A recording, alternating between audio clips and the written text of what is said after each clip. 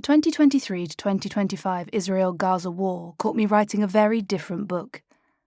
After years of research into the campaign of populist politicians, parties, and movements to transform the media, I was working on a popular guide for knowing in populist times.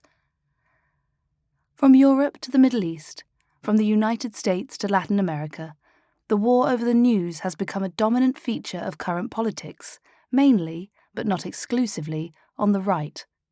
Journalists, especially those raising critical voices and practicing investigative reporting, have become used to orchestrated ruptures of online rage and public hate intended to intimidate and silence them.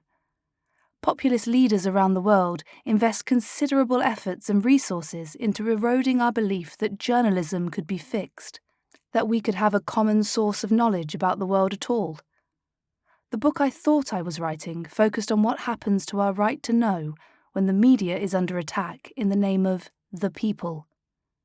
How do journalists navigate these conflicts, and at what costs? What can we, the people, do to save the media? And which media is it that we are willing to save? These questions will still be addressed in the following chapters, but behind them came crawling a new urgency.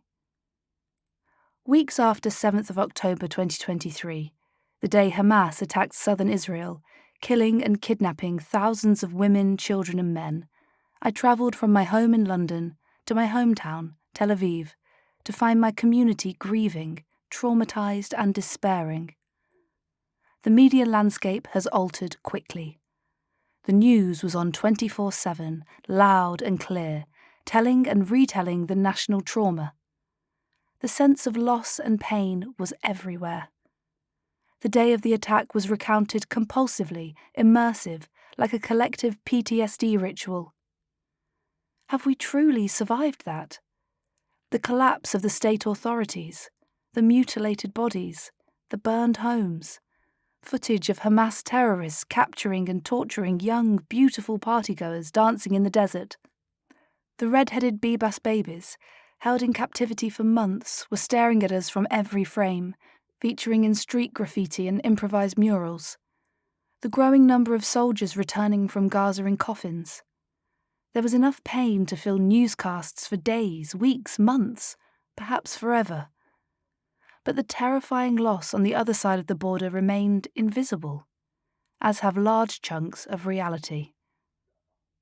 The haunting visuals from the Gaza Strip, which I witnessed in London on BBC and CNN, were entirely filtered out of the TV screen in my mum's living room and my friends' news feeds. The many thousands of Palestinian bodies buried under the rubble of what used to be their homes. The starving women and children queuing for food. The horrid mounting death toll. The newborns freezing to death in defunct hospitals. Those maimed by IDF snipers and Hamas militants. Those bombarded defenceless in their tents, those who came to provide humanitarian aid and ended up buried in the sand, those scarred forever. On Israeli TV, you could see the distant explosions in Gaza, but not their gruelling aftermath. You could witness empty, destroyed buildings, but not the unfathomable human suffering surrounding them. And it was not just the suffering in Gaza that seemed to have disappeared as my flight was making its way from London to Tel Aviv. Debates of the future, of both Israelis and Palestinians, were scarce. Opposition voices were almost entirely ignored. One famous TV pundit was suspended for carefully suggesting early on that this war must end. By the time the opposition to the war started gaining traction, it was too late for too many of us, on both sides of the border.